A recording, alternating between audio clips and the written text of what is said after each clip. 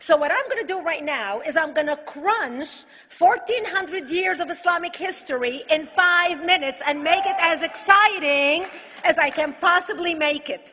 Because I hated history when I was a little girl. At this age, I appreciate history. And now I understand why they say, those who don't learn from history are doomed to repeat it. In order for you to understand why Western civilization is very different than the Islamic world, you need to understand the history of Islam. When Prophet Muhammad supposedly revealed his revelation from the angel Gabriel that he is supposed to be the last of the prophets in the early 600s, he started preaching in his own city, Mecca. He tried to recruit friends and followers to be able to spread his religion. And he tried for 12 years and failed. And after 12 years, he was only able to recruit his immediate family and friends. So he decided, if I go to Medina, which was the Jewish hub of Arabia, the business hub where the Jews lived, if I go there and preach my religion to them, if they accept me, that will buy me respect and stature between my own people, and they will accept me.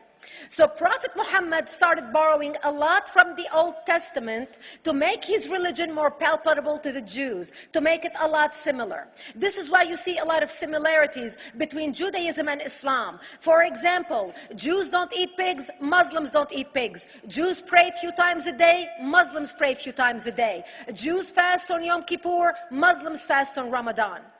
And this is why you started seeing a lot of good writing in the beginning of the Quran when Prophet Muhammad was saying all the good things about the people of the book.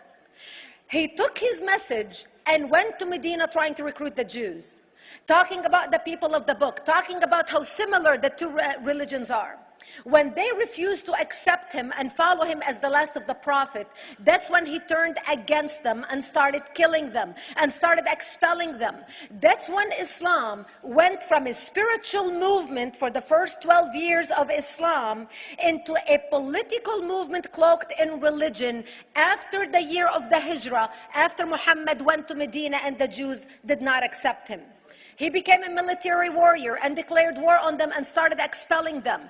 Jews and Christians became dhimmi, or second-class citizens. They were only allowed to stay alive and not be killed only by paying the jizya, or the protection tax. So they had a choice: convert to Islam, or if you want to stay alive, you have to pay the jizya or protection tax, living as dhimmi in the Islamic nation. Christians and Jews could not ring church bells. Jews could not blow the shofar. Christians could not ring church bells. They could not pray publicly. Christians and Jews could not gather together and build new churches or new temples. And the way they paid the jizya, or the protection tax, was in a monthly ceremony where they would get together downtown and the Jew would kneel on his knee and hand his goods to the mullah, who would take the goods as the price for buying the protection. And in many areas, Jews and Christians were given necklaces to wear as a receipt that they paid their jizya, or their protection tax. Jews considered najis under Islam. Najis is bodily fluid. Najis is garbage. Najis is dogs. Najis is dirty. So Christians and Jews were treated as second-class citizens. Islam continued to grow. As Islam grew, more people became dhimmi, or second-class citizens. Jews and Christians were given identifiable clothing. The yellow star, which was given to the Jews that most people think is a German invention. It was actually an Islamic invention in the 9th century in Iraq by the second Khalif al-Mutawakkil of Iraq, who invented the yellow star for the Jews to be identified as they walked down the street. Because Jews were considered najis, if a Muslim man or a Jew walked on the same side of the street, the Jew had to cross the other side so the Muslim man can walk, so he's not dirtied by the filth of the Jew. Christians were given the zunnar, the belt, which most of you men are wearing right now. That was an Islamic invention for the Christians. Islam continued to grow. They went all the way to Jerusalem. They conquered Jerusalem. Christians couldn't ring their church bells in Jerusalem. The Pope in Rome in 1090 told the Christians, how could you sit idly by and allow your brethren to suffer like this in the Holy Land? You need to go liberate the Christians. You need to go help the Christians. That's why the Crusaders were launched. The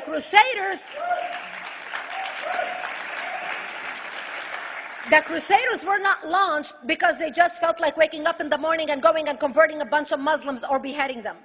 The Crusaders were launched to liberate Jerusalem.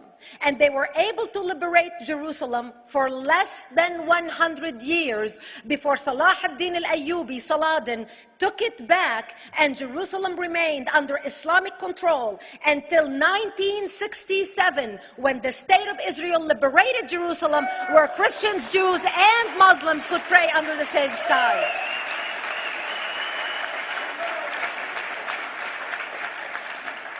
The Crusaders continued fighting Islam, and for 300 years they tried and failed. And by the 1300s, the Crusaders disappeared because they could not win against Islam. Islam continued to expand. They went all the way to Central Europe. They went all the way to China. They went to India. They conquered Spain. They changed the name of Spain from Spain to Andalusia. And they started, as they advanced, as they conquered more nations, more people paid the jizya, or the protection tax. And this is how the Islamic Empire grew. It went all the way until they was stopped at the gates of Vienna on 9/11. 9/11 is not a date that Osama bin Laden just picked out of a hat. 9/11 is a symbolic date in the Islamic calendar. By the 1600s, Islam had covered more of the earth's surface than the Roman Empire did at its peak. Between the 1600s and the 1800s, the Europeans were experiencing the European Industrial Revolution, where the Europeans were able to invent products on factory lines, where they are able to make money and sell products, which gave them the money to build a strong army in order to fight the Muslims. And that's how they were able to stop them at the gates of Vienna on 9/11.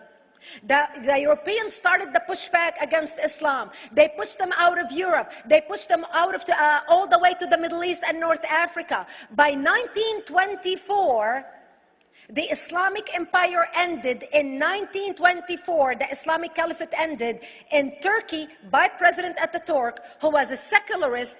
He ended the Islamic Empire, and he gave women rights to vote. He gave women a right to an education, a right to work, a right to choose a husband. He forbid women from wearing the hijab. He forbid men from wearing the beard. The Muslims hate him so much that they consider him a Jewish agent, because they believe that his mother in her bloodline was Jewish, and that was the influence on Ataturk.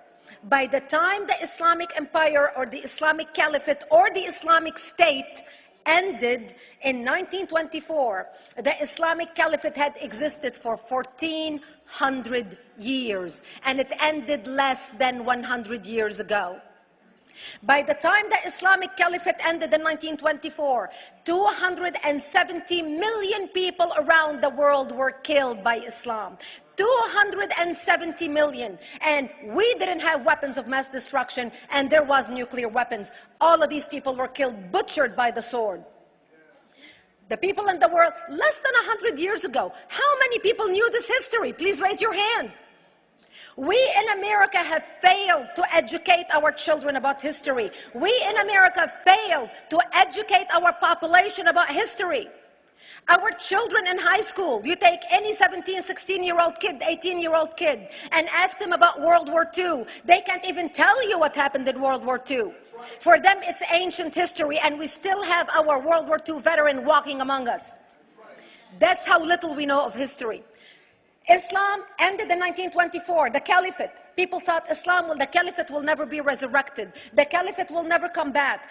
But two things happened in the Middle East in the last century that made the Islamists be able to resurrect the Caliphate. Number one is the discovery of oil in Saudi Arabia, which we were able to discover and were stupid enough to allow them to nationalize it. And the number two that happened was Ayatollah Khomeini coming to power in 1979. That gave the Islamists the money and also the spiritual covering in order to explode on the world stage. And people say, oh, well, the Wahhabis exported their Wahhabi radical religion. The Wahhabis are the name of Wahhab. They're not a different sect of Islam. They follow the authentic preaching of Prophet Muhammad, the way Prophet Muhammad lived and practiced his religion. This is why neither you or me or any infidel can step a foot in Mecca, because as far as they're concerned, we are filth. And as infidels, we're not allowed to step a foot, not President Obama and not anybody else. As a matter of fact, Al-Qaeda used to use Saudi Arabia and its success as an excuse to recruit members, as the example to show them how Allah has blessed Saudi Arabia because of the way they adhere to the tenets of Islam. And today we talk about ISIS. ISIS is not a new invention. ISIS resurrected the caliphate that ended less than 100 years ago. Except we are too ignorant and too uninformed to understand what ISIS is doing and why ISIS is succeeding.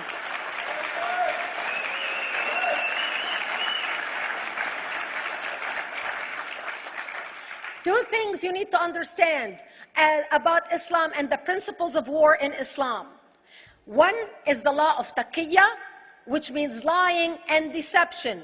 It means that a Muslim man can lay his hand on the Quran and swear that he is telling the truth, knowing that he is lying, but also knowing that the Quran will forgive him because he is advancing the cause of Islam.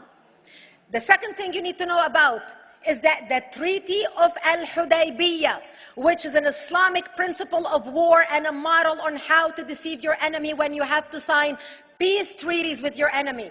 And it is based on an example by Prophet Muhammad. Prophet Muhammad was attacking the Meccans and their caravans when he was living in Medina.